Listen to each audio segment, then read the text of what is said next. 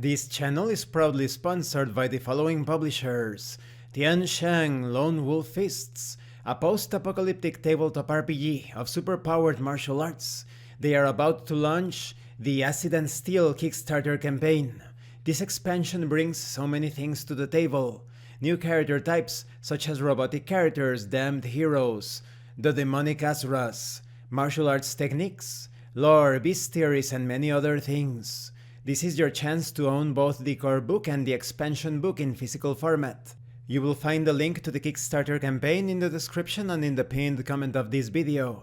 There is also Evil Genius Games, the publisher of Everyday Heroes, a modern adventures tabletop RPG, compatible with settings and adventures featuring movies such as Pacific Rim, Highlander, Universal Soldier, just to name a few. Make sure that you use my code for a 10% discount when you make purchases in their website. You will find the link in the description and in the pinned comment.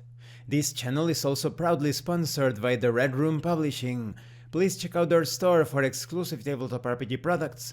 They have recently released The End of Innocence, a tabletop RPG of nostalgic and supernatural childhood adventures. You will find the link in the description and in the pinned comment as well, and make sure that you check out their ongoing contest. Hi, welcome to this part of my review featuring Hellborn.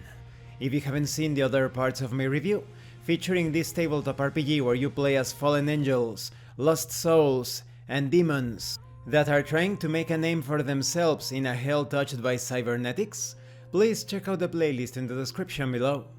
This time we are going to continue with the lore of the setting, featuring the Afterlife War. It was the first year of the Anno Domini age, and for humanity it would be a historic turning point. After millennia of wars and brutal conquest, the father of all made a bold decision. He split his being into three separate entities, one of which was reincarnated on Terra to redeem the sins of humans. While this was occurring, with the opening of the rifts caused by Abaddon into Purgatory, and with the incarnation of Yeshua in the mortal realm, it became apparent that Hell and its current reign were faced with rough waters ahead. After millennia of rebuilding the Dark Realm's bulwark against the forces of light, it was time to instigate the true war, one that remains seared in the mind of all demonkind even today. So began the Afterlife War, the bloodiest conflict in the history of the spirit realm. The war lasted for over 30 years, with most of the battles taking place in Purgatory, the thin border between heaven and hell. Knowing the risks of a shard of Yahweh himself wandering across the mortal world, making its powers of benevolence known across the lands, the Emperor of Hell Lucifer decided to bring Yeshua down, crucifying him.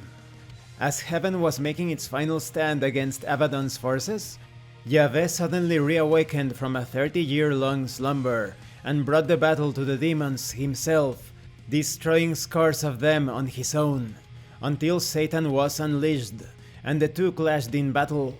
The clash was cataclysmic, and resulted in Satan being defeated, so it was up to Abaddon to take on Yahweh himself.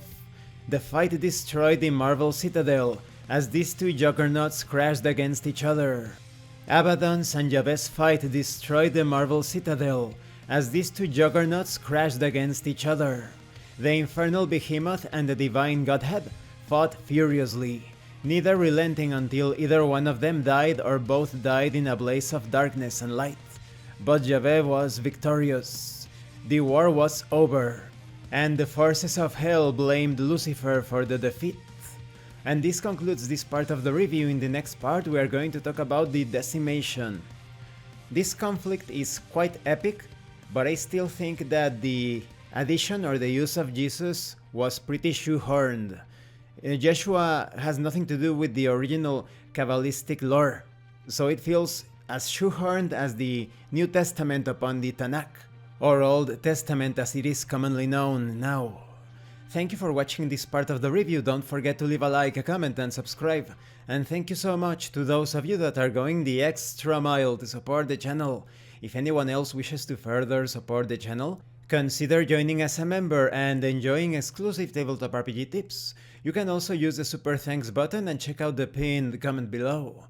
This has been Abraham L. Jaguar, a professional game master. I am currently unavailable for professional sessions, but I will put my contact information in the description and in the pinned comment for when I am available again. And remember, in tabletop RPGs, you are not telling stories about your characters, you are experiencing the game world as your characters. Once again, thank you and see you later.